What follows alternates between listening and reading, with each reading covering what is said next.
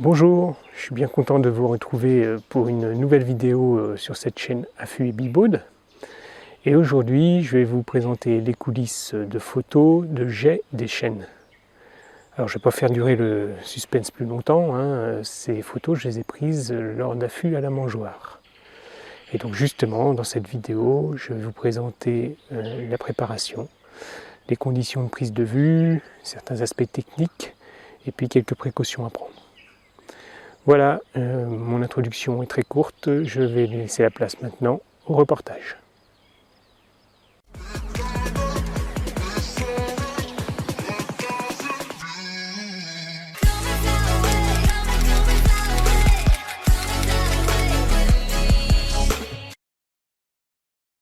Alors voilà, je vous montre l'affût que j'ai dans le jardin. C'est un affût, vous voyez, qui est situé en face d'un abreuvoir et d'une mangeoire. J'ai mis aussi quelques branches pour que les oiseaux viennent se poser et donc avoir des décors assez intéressants pour les photos. Alors sur ces branches, parfois viennent se poser des espèces un peu plus inattendues et il n'y a pas que les passereaux, donc c'est parfois une bonne surprise. Je m'approche de l'affût pour vous montrer la face avant. Voilà, et vous voyez, il y a une sorte de tube qui dépasse du filet de camouflage. C'est pour simuler l'objectif. Ça permet aux oiseaux de s'habituer donc à cette masse ronde qui sort du filet. Et donc quand on est à l'affût, bien sûr, on le remplace par l'objectif et je pense que ça aide à une meilleure appréhension des oiseaux vis-à-vis de ce tube rond qui sort.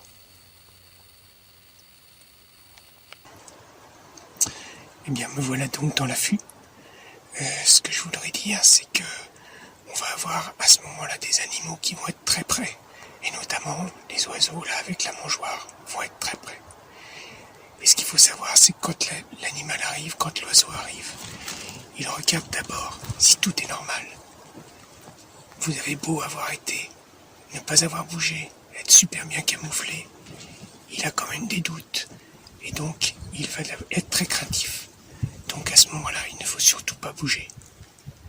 Ce n'est que quand il prend une activité normale, et donc s'il est à la mangeoire, s'il se met à manger, là, tout doucement, millimètre par millimètre, on peut bouger l'objectif, car en général, très souvent, l'oiseau n'est pas au bon endroit. Voilà, alors je mets du filet de camouflage à travers l'ouverture. Comme ça me permet de voir ce qui se passe à travers, à l'extérieur, à travers le filet.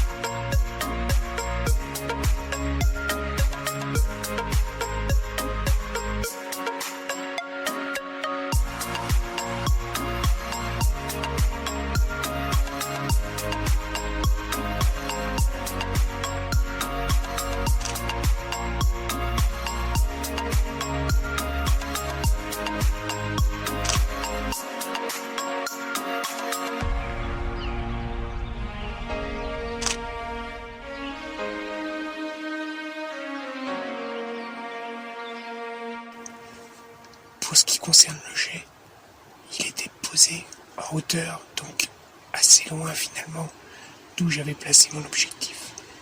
Et donc, lorsqu'il s'est mis à manger, j'ai pu tout doucement monter l'objectif en sa direction. Si jamais il s'arrête, c'est qu'il est à nouveau inquiet.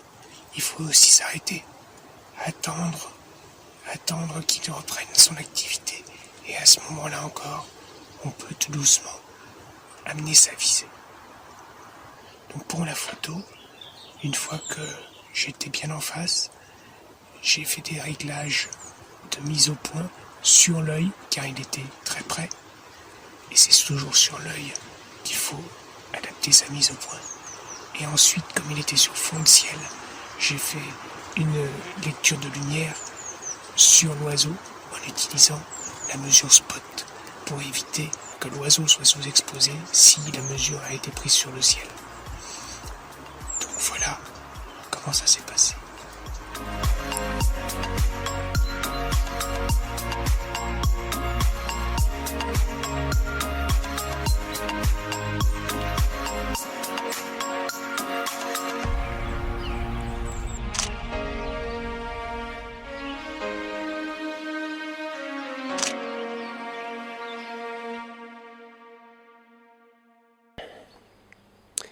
Bien, vous venez de le voir, la mangeoire c'est assez intéressant pour le photographe. J'aurais très bien pu vous montrer aussi des photos de mésanges, de verdiers, de pinsons, voire même de piquets-pêche qui fréquentent aussi assez régulièrement la mangeoire. Mais par contre, avoir une mangeoire, ça nécessite de respecter quelques règles, et notamment de l'alimenter régulièrement pour éviter les à-coups.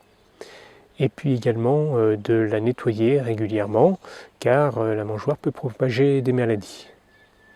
Enfin, la mangeoire doit se retirer lorsque les beaux jours arrivent, car les oiseaux doivent à ce moment-là s'habituer à se nourrir d'eux-mêmes dans la nature. Et puis les oisillons doivent bénéficier d'une nourriture à base d'insectes. Par contre, lorsque ces beaux jours arrivent, on peut éventuellement remplacer la mangeoire par un petit point d'eau, car les oiseaux vont l'apprécier, et puis éventuellement ça peut être intéressant aussi pour le photographe. Voilà, j'espère que cette vidéo vous a plu. Si c'est le cas, merci de me mettre un pouce sous la vidéo, ou de vous laisser des questions ou des remarques dans la zone de commentaires.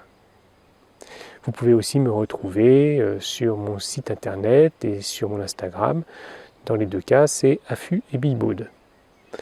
Voilà, il ne me reste plus qu'à vous dire admirez la nature et respectez-la.